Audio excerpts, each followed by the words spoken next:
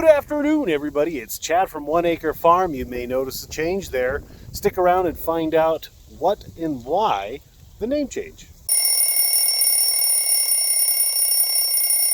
So it is October 15th, your normal Tuesday, kind of what's going on. We've got some video that I shot earlier in the week that we're going to show you. It's a beautiful afternoon. So nice that the tortoises are even out. So this fall has been really strange. We had the snow last week. It's been really nice. I would say it's in the high 60s today. Sorry about that wind if you're hearing it. Trying to talk loud and a little closer to the phone than normal. So yeah, we got a lot going on. The weather is going to be nice. It's going to be in the mid 80s. So let's go ahead and talk about some of the stuff that we have transpiring this week. So one big piece of news here on the ranch is we have a new occupant. So this is currently, we're calling her Squash Bug. Maybe Bug will be her name, or Ladybug, probably something to do with bug. This is the brand new Boston Terrier.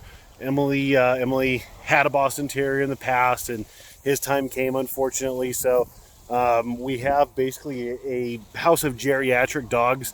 If you don't know, Emily is a veterinarian who loves bringing home old, decrepit dogs, usually with no teeth. The older and worse shape, the better. But with Maxwell and all of our old dogs, we decided it was time to inject a little bit of youthful exuberance into the family dynamic here. So our new Boston Terrier, Squash Bug. You will notice she's not a standard Boston Terrier. She's a gray one. I think it's called the Blue Splash, if we're really getting fancy. But she's just real cute. Emily went down to Texas. She flew down to Texas last week. Got her and then flew back in the same day. So she had one heck of a day. But here is Squash Bug. Say hi, Squash Bug. Here are two of the big changes that's going to happen next year. Instead of having the IBC totes watering tanks like I've had for the last 4 years, I'm mixing things up this year, and I'm going to go with IBC tanks. So these are a cone bottom tank that is designed to avoid sediment.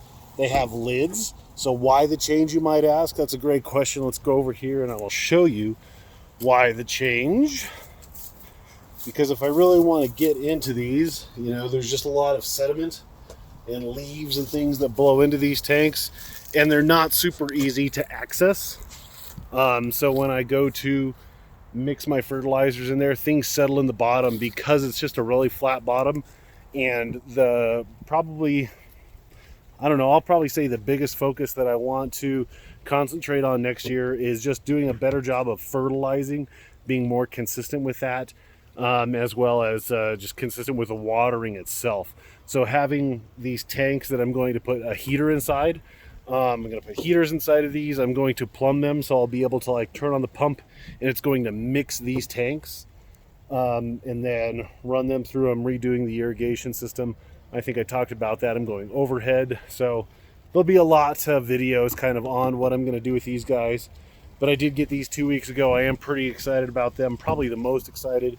They're just nice. They're purpose built for this. They have lids that if I have two hands, I can unscrew. They have a little kind of porthole that you can look at that I can, dump my fertilizer in, and then if I need to access the top of the tank, I can do that too. So we'll have videos on these tanks all by themselves, but that's a big change coming up. So make sure you subscribe to the channel if you want to see what we do with these guys.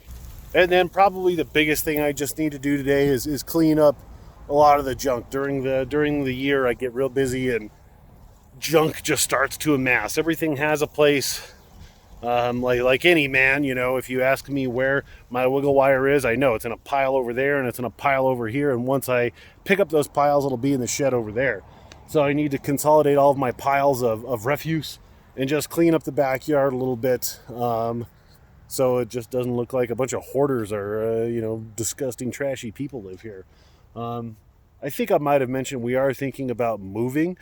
But I believe we've decided that's not going to happen until next fall. So, that's good. I don't have to move all the dirt in the screen house until next year, maybe next fall. We'll see. But enough talking. Let's go ahead. We're going to jump into it. I got some work to do, and we'll follow up here at the end. As far as the bees go, getting them ready for winter. So you need to put the hive reducer on, or the entrance reducer. This makes it easier for the bees to guard against wasps or other bees trying to steal the honey, their resources inside. So I just put a little dab of glue on there, and that blocks off this whole half of the hive. So it gives them just a smaller entrance that they can protect easier. I'm going to take this last super off that I put some pollen patties on top, and then the feeders are going to go. And if you don't know, we're going to fill this up with a water sugar solution. That way the bees, this is the bees' homes right here, and these two, and then they'll have access to some sugar water all winter long. So if they get too cold, or if they start to run out of honey or pollen or the resources that they've stored inside of their hive right there, they can come up and get themselves some resources from what we're going to provide them. So as you can see, it's still nice and warm outside. The bees are active, but when we got that snow, they're starting to push out. Anybody who's old or dead weight, all of those bees are gonna get their life cycle will end, and they get pushed out of the hive. Those might be drones, old males. There's no use for boys in the hive come winter time. So we've cleaned up a good bit of the yard, and I decided to do something a little more fun than just moving junk around, and I'm using the subsoiler on the tractor. So what did we say in that video when I showed you this? We got 15 inches, so that's definitely going down the full 15. And in this area, pretty much in the ends I have more a better soil consistency, because that's where typically my plants are started, whereas right here in the middle I'm definitely not getting that full hook scrapiness. Probably maybe 8 to 10 inches, if that's 15 or 16, I forget what it was, maybe 18. So that one's going all the way down, and you can see what it does. You're just dragging that hook through and ripping up the soil and getting all those clumps, and I'm driving it through where the stumps were. So you can see that stump for the 1211 was right here, and I'm ripping through it. And if you look down on the ground, it's just pulling all those roots, all these roots that were with the stump. It's getting those kind of broken up so they can start to deteriorate and decompose, and let the worms break them down, and all the microbes in the soil and all that jazz. So even still, this is you can see that my soil has a lot of clay in it. This is tons of perlite in here. It has fairly good organic matter, but it just still wants to hold together. So that's definitely the downside of my dirt, is just so much clay. I do have a truckload of compost that I'm going to bring in hopefully next week. That will be here, which is the ongoing battle to continue to add organic matter and just some good dirt to the clay to get rid of a lot of the clay and replace it with softer, fluffier dirt. But this is stuck together a lot too because of just the roots. You can see as I'm trying to break it apart a little bit, it's full of little fibrous roots. I'm not sure if the camera is picking that up, but you can see that little yellow bit right there by my thumb. That's a flake of sulfur I put down a few years ago. The little pellets, not good if you're putting down sulfur. To adjust your pH, use the powder. There's a little bit of a green worm of some flavor there. Oh, it's just a worm, earthworm. Put him down somewhere where he'll get not frozen at night. But yeah, so that's what I'm doing. I'm going to drive this around a little bit more and just kind of scratch up the soil, get that from the top, from the bottom, really dug up. Some of the places where I haven't stepped on the soil all right, and before, it's still nice and squishy. It's got some give to it. So my soil has improved over the years. Still could be better, but could be worse. It's time to wrap this here video up. So I did go through, and you can see I kind of zigzagged around, but it's getting towards the end of the day, and I need to do some other things. Unfortunately, those adult responsibilities. So that is all cleaned out. You could see I cleaned the back of the yard, or I cleaned up the yard pretty well. I still have just a few things to do, but I'm pretty happy with it. And we only have one more way off. So our last pumpkin, this one was picked, 3 weeks ago at this point?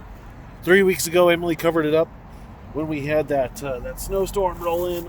I'm curious what it looks like because I haven't seen it since she covered it up over a week ago. And it still looks like a pumpkin, I'll be darned.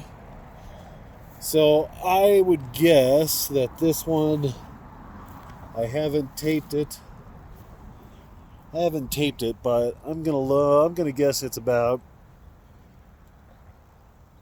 350 pounds. That's my guess on this guy. Last week's pumpkin was that 1211 Alts, the one that was supposed to be really beautiful.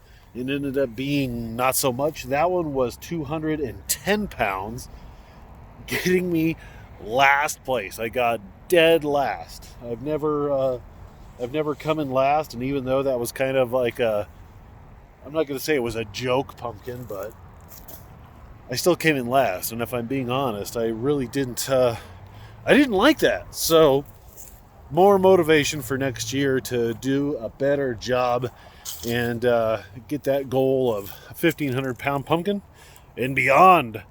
But that's it for this time, guys. Everybody, appreciate you watching. If you have any questions, comments, queries, or concerns, go ahead and comment below. Make sure you subscribe to the channel. And that's it. Hope your fall is going well. We'll see you next week.